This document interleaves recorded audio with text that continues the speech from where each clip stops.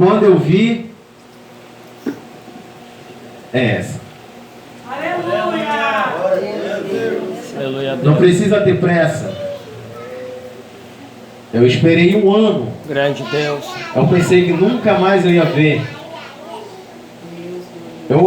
Foi um dos melhores Natal que eu tive na vida. Passei o Natal com meu pai, a minha mãe. Quando eu cheguei na reunião dos trabalhadores da empresa do meu pai, a mãe dela já era conhecida, pois o marido dela trabalhava na empresa, então ficaram amigos. Então havia aquela reunião todo ano, todo fim de ano. E quando eu cheguei, nessa noite, a gente passou a noite conversando. Passamos, no outro dia fomos para a praia. Só que aí quando foi no Natal, no Ano Novo, eu tive de voltar para Belém. Porque eu tinha que trabalhar, tinha que estudar. E ocorreu que eu passei a viagem toda pensando nela. Da passei, eu acho que um mês e meio. Só que eu ainda estava ainda com a outra namorada minha. Só que não foi a mesma coisa. Não era a mesma coisa. Quando é de Deus, quando é de Deus, Deus testifica. Aleluia! Eu digo aos jovens hoje, muitos que eu encontro. Grande Deus tremendo. Muitos que eu encontro hoje, eu digo, olha, não tenha pressa. O Senhor vai preparar. Seja fiel com Ele. Eu não era fiel com Ele naquele tempo, mas Ele já tinha preparado. E o Senhor pegou e colocou no meu coração, eu vou para lá de novo. No outro ano, quando chegou, a minha mãe disse assim, sei, vamos embora. Vamos lá com o teu pai, vamos morar para lá. E você Grande Deus tremendo. vai trabalhar para lá. Eu digo, mas eu não quero, aqui é tão bom. Morava na capital, conhecia tudo. Eu digo, eu não vou para lá, um lugar ruim, que eu nem conheço, não sei nem para onde é. Então, quando eu cheguei lá, no mesmo lugar, na mesma cadeira, eu estava sentado, ela estava distante um pouco, e ela sentou na minha mesa. Eu estava sozinho e a gente começou a conversar. Só que aí eu não lembrava. Eu nem lembrava dela. Depois de uma semana a gente conversando, que eu fui lembrar que era ela. Grande Deus. E eu disse, olha só como é.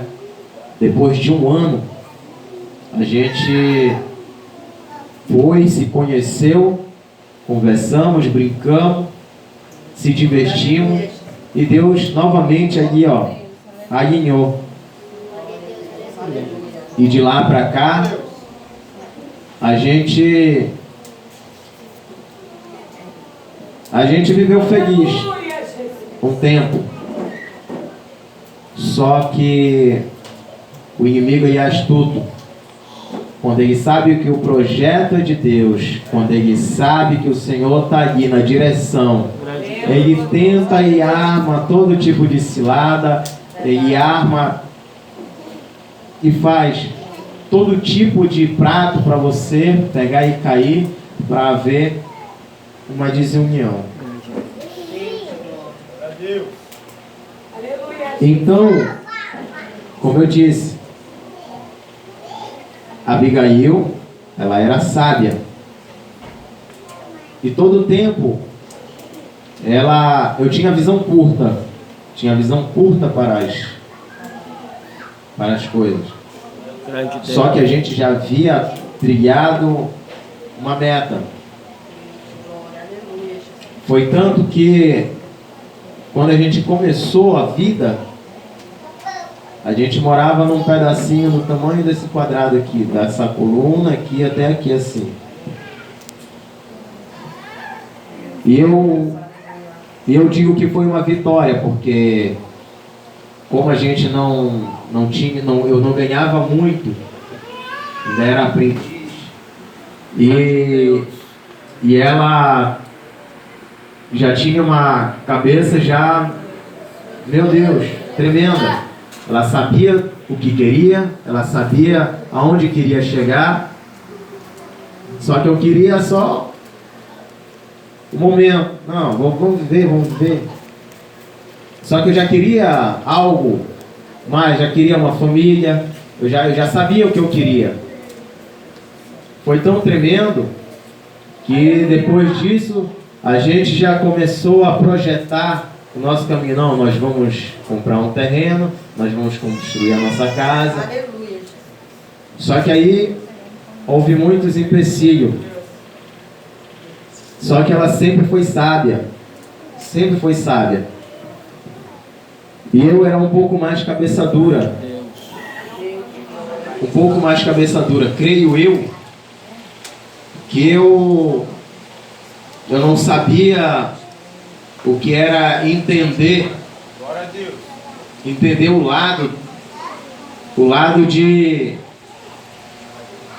compreensão, sentar e analisar para poder a gente alinhar, para poder dar certo aquilo ali. Deus de glória. Aleluia. Glória a Deus. Eu estive analisando quem era Abigail. Hoje nós, na vida cotidiana, somos ensinados a depender do marido, a ser obediente. Somos ensinados a fazer tudo que a mulher deve fazer em casa. Mas a mãe da gente não explica com quem que a gente vai casar. A mãe da gente não explica a trajetória que você vai passar. Na minha época, a minha avó ela não falava nada. Nada, ela não contava. Minha filha, você tem que fechar a boca na hora que ele for falar. Você tem que, quando ele for educar um filho, você tem que ficar calada. Ele diz não, você diz não também. Ele diz sim, você diz sim também. Mesmo que você não concorde, mas você diz sim, pra quê? Pra dar certo. Eu estava vendo aqui, eu estava lendo sobre a Abigail. Abigail, na hora que ela foi levar o alimento para Davi, ela poderia muito bem falar, salva eu e meus filhos, mas mata ele. Porque ele era um homem muito ruim. Ali era a chance muito grande dela se livrar dele. Era muito grande. E nesse momento que ela volta, que ela conta para ele, eu acho que ela já imaginava que ele ia morrer. Que ele ia morrer porque ele tinha mexido com o homem ungido de Deus. Aleluia. Nesse momento mesmo, assim, eu não sendo crente, igual ele falou, eu sabia que algo poderia acontecer com ele. De tanto ele ter coragem, eu sempre fui uma pessoa medrosa. E esse medo meio que protegeu nós dois. Porque quando você vai viver no mundo, quando você vive no mundo, que você já conheceu Deus, você sabe que algo está te tirando da presença de Deus e te iludindo ali. E a minha avó já tinha falado que eu ia ter um esposo. Mas eu falei para a avó que eu não ia casar e não ia ter filho.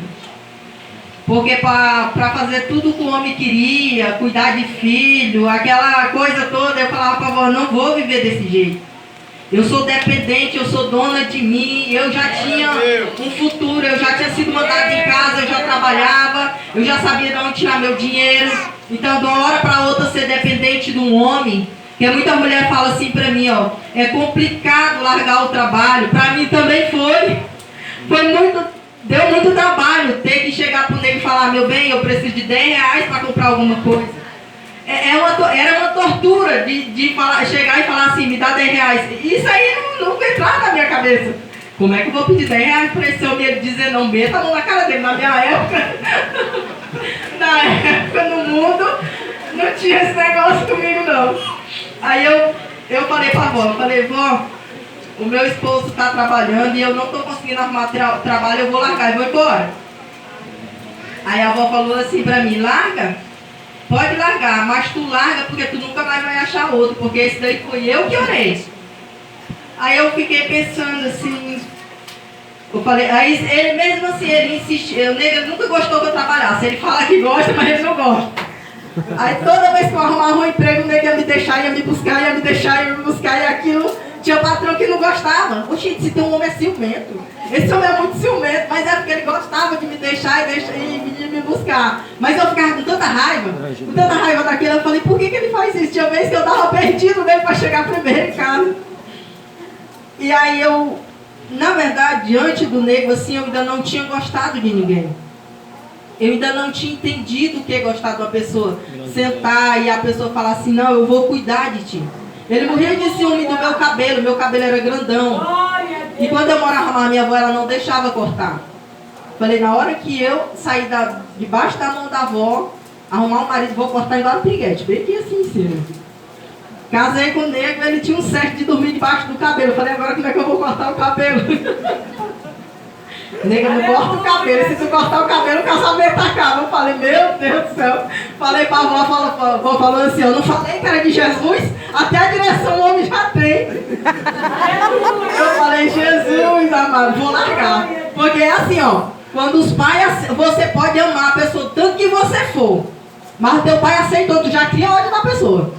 Tu pode estar amando. Ô, gente, o velho gostou. O vô falou, meu Deus, isso é que é marido. Eu falei, vou largar. O vô aceitou, vou largar. É alguma coisa, é macumba, é alguma coisa que o vô fez. E aí eu fiquei pensando, Jesus, o que o Senhor quer me dizer sobre Abigail, que eu estava lendo. E algumas mulheres, hoje na ceia, eu ali chorando e Deus me mostrando algumas coisas que Jesus tinha passado. E eu fiquei imaginando, nós se separamos acho que umas 4 vezes, né? Umas 4 a 5 vezes. E eu fiquei imaginando aquele sofrimento, quando o pastor falou assim, aqueles pedaços de carne sendo arrancada, a minha carne doía de imaginar que Deus planeja a nossa vida. Deus planeja o nosso futuro. E aí muitas vezes a gente fala assim, eu não acredito que foi Jesus que me meteu nesse casamento. Um casamento que o marido não sabe me tratar bem, um casamento que a minha esposa não sabe me tratar bem. Mas eu não sei se você parou para pensar quando começou tudo. Você viu aquela pessoa toda bonita. Ali você teve aquele trabalho de levar uma flor. Você teve um trabalho de até fazer papel de besta, porque a gente fica todo bestão quando está namorando. Ai, mas tu tá, a pessoa não está nem bonita. Mas tu tá bonito. Mentira, ele tá morto de feio, todo sujo. Mas tu tá bonito. Beija, cheira. Aí o marido vai, casa, passa 10 anos, na hora que ele chega, tu tá fedendo, me cheira não, vai tomar banho que depois eu te cheiro. Então tudo, muda as atitudes depois que nós casamos. Aquela oportunidade de você falar assim, ó, vai lá na praça que eu vou me encontrar contigo. Eu vou fazer o que na praça? Eu passo o dia todo lavando roupa, limpando menino, fazendo um monte de coisa, eu vou fazer o que lá? Ele já tava querendo ser romântico. Primeiro que o homem não sabe ser romântico. O homem não sabe, meu nem sabe agora. Mas ele não sabia ser romântico. Aleluia. Mas eu comecei a estudar a vida do negro, eu comecei a pesquisar a vida dele. Porque quer saber do marido, pergunta pra mãe. Porque a mãe, além de contar a vida do marido, ela ainda aumenta. Tu pode tirar um bocado daquilo que ela aumentou, porque o homem é só metade daquilo. Aí eu fui perguntar pra minha sogra gostava muito de mim não. Aleluia. Aí eu fui perguntar pra ela quem o nego era, como é que o nego tratava a namorada dele. Eu não queria muito saber sobre a namorada dele não, mas eu queria saber como é que ele era, se ele era romântico, se ele trazia flores, né? Aleluia. Aí eu fiquei pensando, eu já não gosto de flor, então vou avisar logo pra ele. E eu comecei a arrumar um monte de desculpa. Eu não gosto de flor, não gosto que me beijam, eu não gosto de carinho, não gosto. E eu fui criando uma parede no nosso casamento. E quando a gente estava no meio dos amigos dele, a gente sempre andou de mão dada. Essa parte de estar encostado um no outro, de estar ali fazendo carinho, eu sempre gostei. Um pouco dura, mas eu sempre gostei. Mas eu nunca gostei de muito declaração, como sempre acontece, né? Eu não gostava de declaração, eu achava um vexame. A pessoa chegar e ficar se declarando, pô, eu te amo, eu achava palhaçada isso aí. E aí quando a gente ia se encontrar com os amigos, os colegas dele ficavam jogando piadinha. Que eu parecia uma cagaceira. No dia que falou sobre a cangaceira aqui, eu fiquei, Jesus, tomara que não olhe pra mim. Ele dizia que eu era cangaceira. Ele saiu com a história que eu dormia com um facão embaixo da cama. A maioria das pessoas tinha medo de mim. Se eu chegasse no trabalho dele e se tivesse mulher, a mulher saía fora.